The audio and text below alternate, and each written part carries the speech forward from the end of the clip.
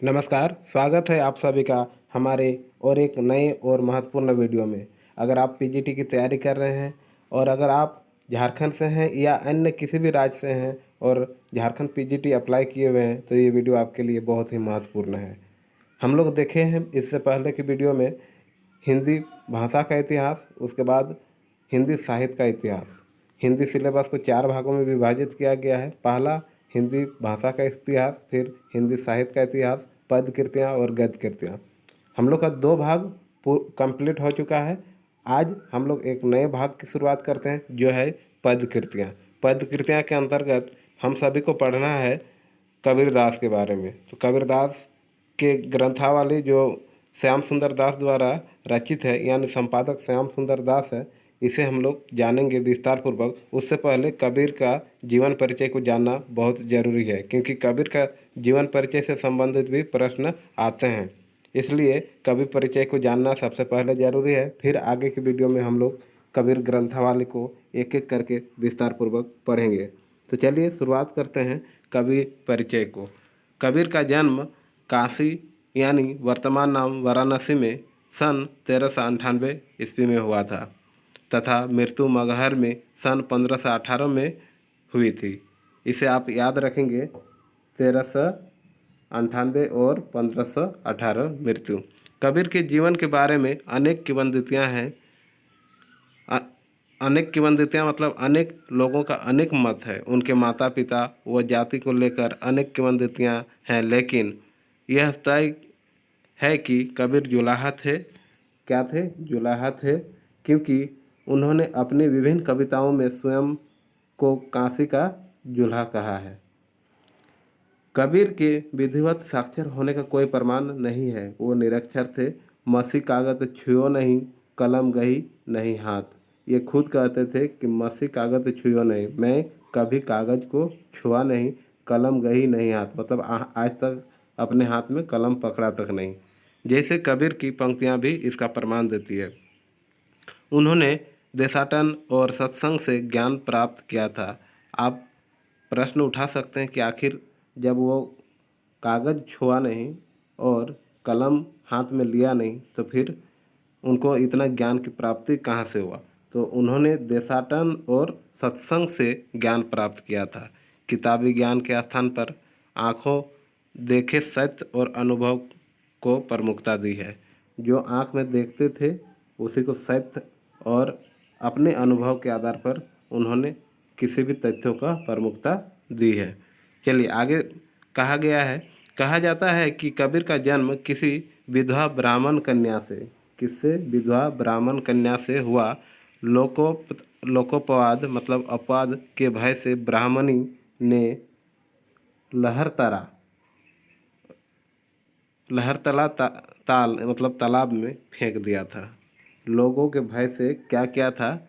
ब्राह्मणी परिवार में उनका जन्म हुआ था, लेकिन लहरतारा नामक तालाब में फेंक दिया था। यह बालक नीरू और नीमा नामक जुलाहे दंपति को मिला। नीरू और नीमा नामक 2 दंपति थे। इनको यह बालक मिल गया जो कबीरदास थे।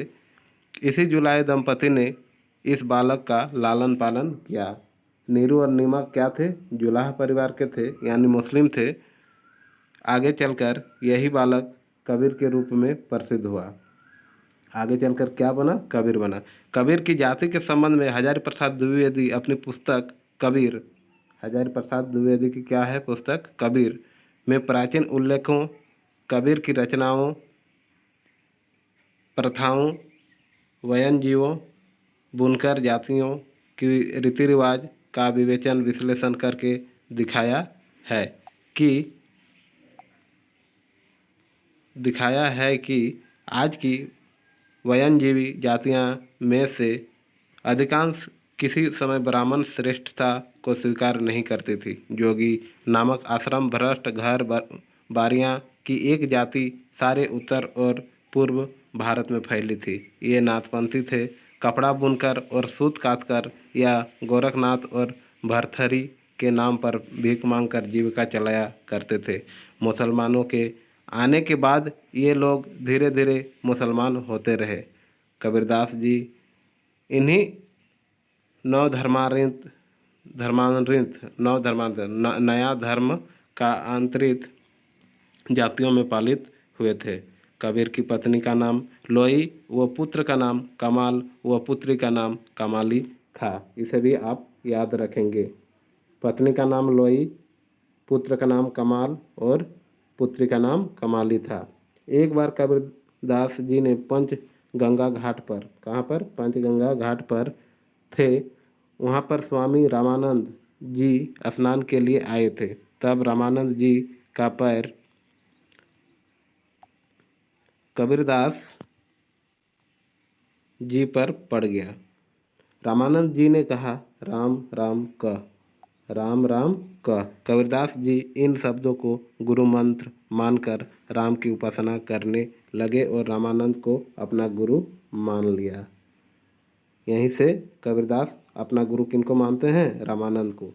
कबीरदास भक्ति काल की ज्ञानासरी काव्यधारा, किस काव्यधारा के थे? ज्ञानासरी काव्यधारा, निर्गुण काव्यधारा के प्रतिनिधि कबीर हैं।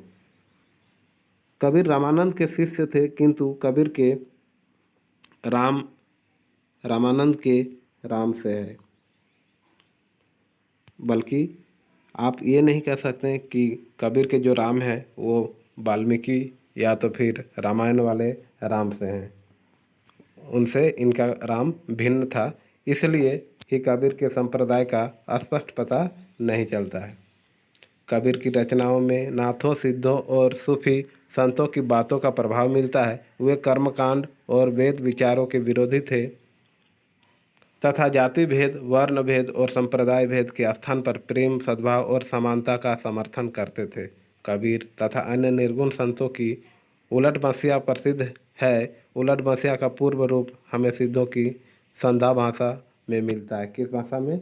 संधा भाषा में मिलता है। उलट बंसिया अनुसंधानात्मक अनुभूतियों को असामान्य प्रतीकों में प्रकट करती है। वे वर्णाश्रम व्यवस्था को मानने वाले संस्कारों को धक्का देती है। इन प्रतीकों का अर्थ खोलने पर ही उलट बंसिया समझ आती है। कबीर अपनी बात को साफ और दो टूक शब्दों में प्रभावी ढंग से कह देने के हिमायती थे, हिम्मत रखते थे। बने पड़े तो सीधे सीधे, नहीं तो दरेरा देकर। कहने का अर्थ है पहले किसी भी बात को सीधे सीधे कहते थे, फिर अगर नहीं हुआ तो फिर दरेरा देकर कहते थे। आचार्य रामचंद्र शुक्ल के अनुसार कबीर की, किसके अनुसार?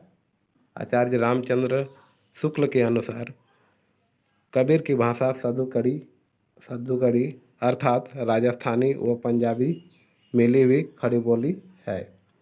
कबीर के शब्द चयन व उनके सुष्ठु प्रयोग के कारण हजारी प्रसाद द्विवेदी ने कबीर को वाणी का डिटेक्टर यानी तनाशा कहा है। कबीर के राम निराकार हैं। कबीर के राम जो हैं कैसे हैं? निराकार हैं। फिर भी कबीर ने राम को मानवीय संबंधों में याद किया है। कबीर की भाषा के संबंध में विभिन्न मत, अनेक विद्वानों का अपना अपना मत रहा है। साधुकड़ी भाषा आचार्य रामचंद्र शुक्ल व गोविंद त्रिगुणायत ने कहा है कि इनकी भाषा जो थी वो साधुकड़ी थी। फिर श्याम सुंदर दास का कहना है कि पंचमेल खिचड़ी थी। हजारी प्रसाद द्विवेदी वाणी का डिक्टेटर कहा। डॉक्टर बच्चन सिंह ने संत भाषा के कवि माने हैं ने। सुनीति कुमार ब्रज भाषा, बाबूराम सक्सेना अवधेय भाषा और उदय नारायण तिवारी ने बनारस की भाषा को कहा है। कहते हैं कि सिकंदर लोदी ने कबीर पर अत्याचार किया था। किसने? सिकंदर लोदी ने। इसे भी आप याद रखेंगे। कबीर के साहित्य को प्रकाश में लाने का श्रेय H.H. विल्सन को है।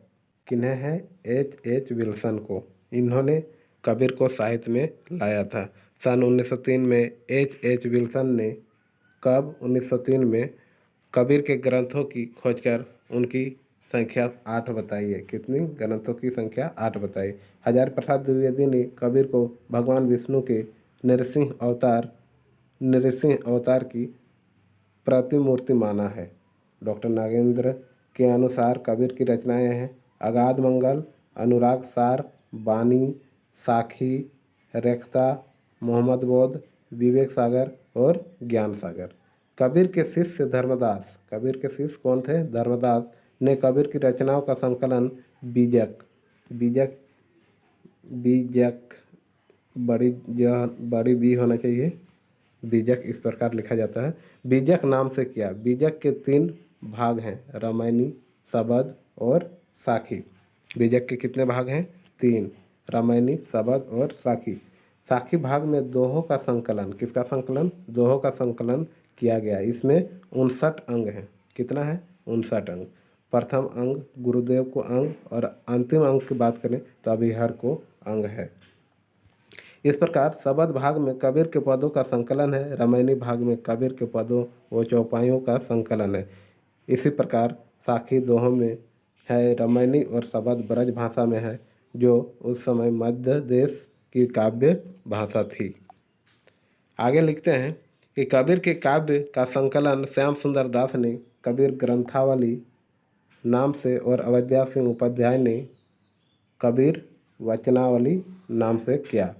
श्याम सुंदर ने कबीर ग्रंथावली और अवध्या सिंह उपाध्याय हरिओद ने कबीर वचनावली नाम से किया।